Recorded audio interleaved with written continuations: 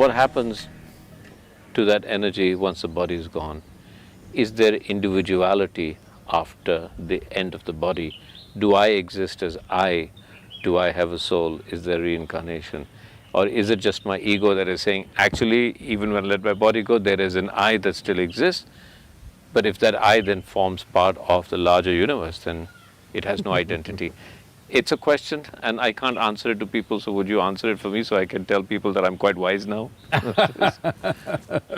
See, it's very clear. If you close your eyes and sit, right now you're looking at me. If you close your eyes, you cannot see me. But you are still there, isn't it? So right now, is it you who is looking at me? Or is it your eyes which are looking at me? So it's you who is looking at me. Yeah. Through the window of your eyes, you're looking at me. If you close the window, Yeah. do you still exist? I still exist. So, you are clearly saying you are much more than the body, isn't it? Yes. And you also know very clearly that this body you slowly accumulated. Yes. Or in other words, what you call as my body is just a bit of loan that you have taken from Mother Earth, just a piece of the planet. She's pretty generous. No, it's very generous. Yeah. She's pretty generous with the loan. But when the time comes, she wants to collect it atom by atom. See, now I hold this pebble in my hand. Yeah. Initially I say, this is my pebble, I'm not willing to give it to you.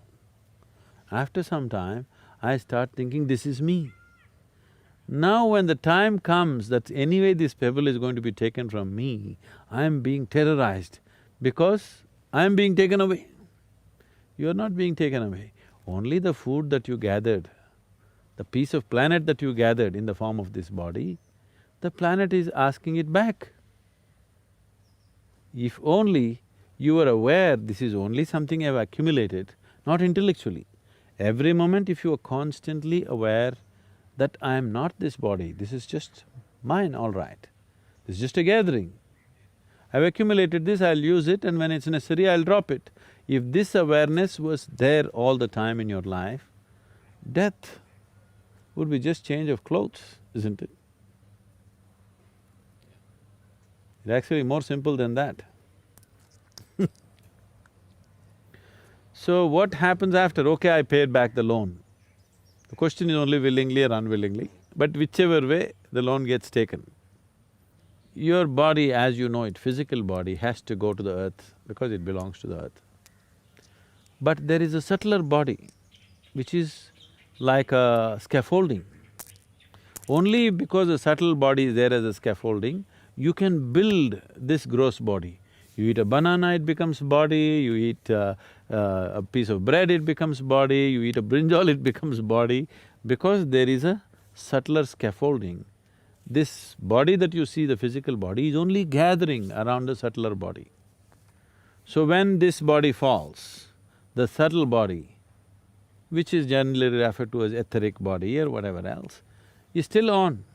It still has some information, but the important difference is, when you had a physical body and a conscious mind, you had a discriminatory capability. So once the body falls down along with your thinking mind, logical mind, and a discriminatory aspect of the mind is fallen, there is no more discrimination. You only happen by tendencies. So still there are certain tendencies. Why so much care in every culture, particularly in this culture, that at the moment of death, if a man is dying, no matter what your relationship with him, you try to utter the God's name or you try to create the right kind of atmosphere for him. Even if he's your enemy, you say Ram, Nam, Satya, whatever, you know.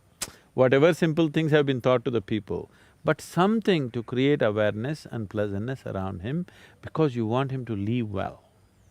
Because at the moment of leaving, in case he is in a certain mode, whatever the mode is, let's say he is in fear mode right now. Now once he loses the discriminatory mind, now there is no control over the fear. Many times fear arises in your life. Because of your discriminatory mind, you'll say, that's okay, but that it's not like this. You'll reason and try to get out of it. If there is no discriminatory mind, it just snowballs into paranoia.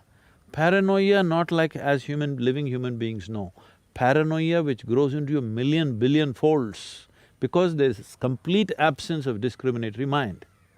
But suppose you create pleasantness at that moment of death, now this pleasantness also multiplies into a millionfold over because there is no discriminatory mind. Whether it's sweetness or bitterness, pleasantness or unpleasantness, all of this can take on a big proportion if only there is no discriminatory mind.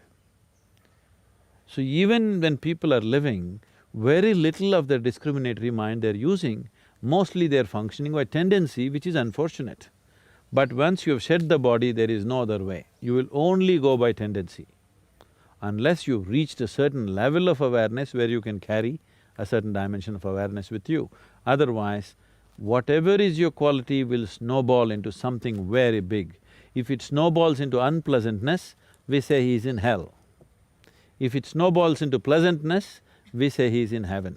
So heaven and hell are not geographical places. It is a state that somebody gets into. And then reincarnation. You want to come back now Yes.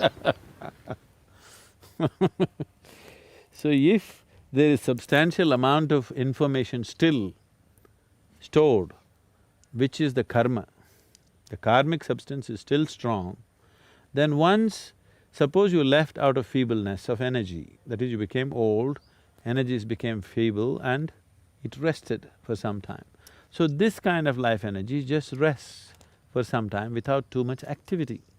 But suppose the energies did not become feeble, but you broke the body by accident or suicide or somebody shot you in the head or somebody broke your heart, whichever way you broke the body and you left, energies were still intense. Now, this will take a long time for it to become feeble without the body and the mind. If you had a regular body and a discriminatory mind, let us say you would have worked out your karma in the next 10 years and made the energies feeble. But now that you don't have a body, these 10 years may telescope into 1,000 years. So this is the reason always they told you should never die of suicide, you never should be murdered, accidental death is bad, because now your limbo situation is long, very, very long, because you have no discriminatory mind, we don't know which way you will roll, and the chances of finding another womb are very little because you're in a certain level of intensity you cannot find. So unless you come to the right level of intensity, you are not suitable to take on a new body. So if you died of old age, energies became feeble, everything is fine with your body, you went to bed and you never woke up. Such a person may get back into another womb within 48 hours. But a person who died by breaking his body, either by accident or otherwise, this person may take we don't know how long, depending upon what level of intensity and how much of the information is still there, unworked out. We are going into areas which needs much more elaboration if it needs to be properly understood. Speaking just like this is not good. That's why we always joke about it and skip, we never talk about it because it will lead to all kinds of imaginations, Yeah. unhealthy imagination. Lead me to believe in spirits and ghosts. Yeah Yes, okay. Which is not needed. Not needed. Because then people start… every dark corner they see, they'll start seeing things.